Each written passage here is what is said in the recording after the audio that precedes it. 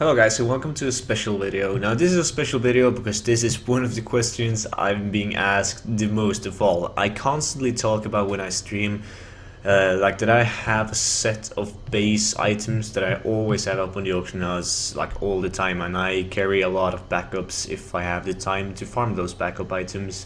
So I finally decided to make a video where I explain and just show all the backup items. So recently I've been farming a lot, like I've put so many hours into farming, and you can see that in my bags right here, because I basically have every single item that I always have up in the auction house, besides from the Shadowfang. I've done like over 150 Shadowfang runs without getting one, which is extremely rare for me.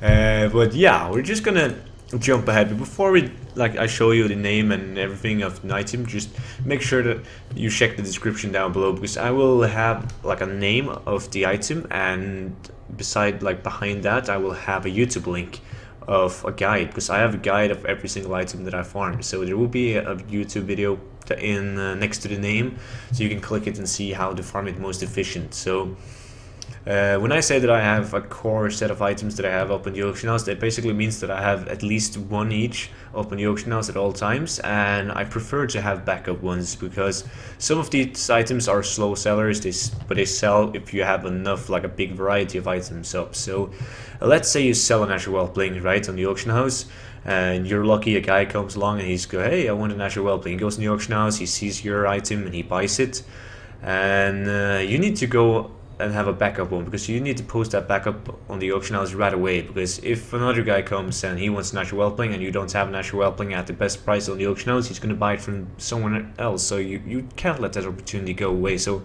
try and have backups.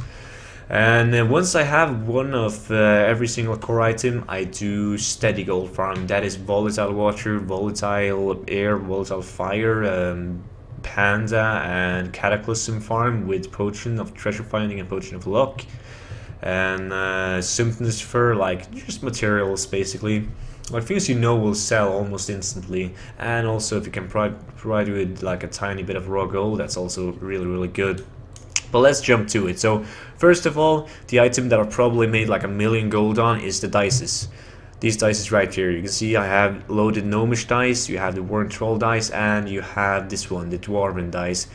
You need a rogue for these items, like these items are obtained through pickpocketing.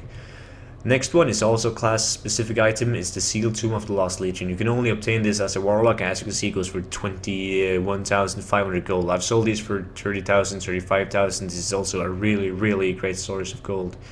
The next one, Battery Tilt, really easy to obtain. You don't have to be good geared, you don't have to be a specific class, just go in Pit of Sarin, kill all the mobs, run out, reset, rinse and repeat. And then we move on to battle pets.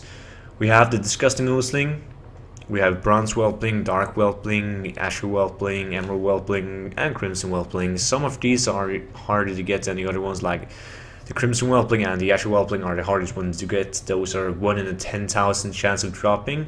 The Crimson Whelpling is the easy stuff, the hard, like the low drop chance ones, because you can kill like thousands and thousands of mobs per hour. While the Azure Whelpling, you have to go and kill one mob, similar to Firefly and the Emerald Whelpling. You can't AoE farm that, and Oosling as well.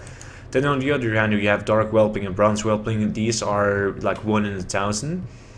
And they are really easy to farm. Like you can AoE farm these, just bring a Looterang and a class with AoE, preferably a Druid with Starfall, and you can farm this really easily. But again, that makes the price of these items be lower than the other ones, which is obviously like the way it's supposed to be. And that's basically it. Like there's nothing special to it. Like I just decided to make this video to let you guys know of the possibilities of what items, like just to give you some insight on what you can farm. Like some of you guys probably know of all of these different things. This is simply a video for those who doesn't. So once again, the way that I make gold in Warlords of Draenor is through Garrison. If you guys don't know how I make gold in my Garrison, you can click that video right up here. It's basically Garrison, it's doing like weekly Cassock on all my characters, and it is through this method that I just explained, having all of these items up on the auction house at all times, and when I do, just farm steady items. If you guys have the time for it, do Cataclysm raids, 25-man heroic. I don't do it because I don't have the time to do everything that I just said and the raids. I wish I did, but I don't.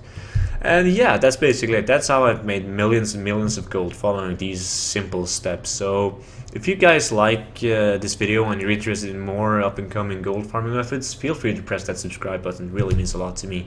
And I will see you guys in the next one. Yeah, bye bye.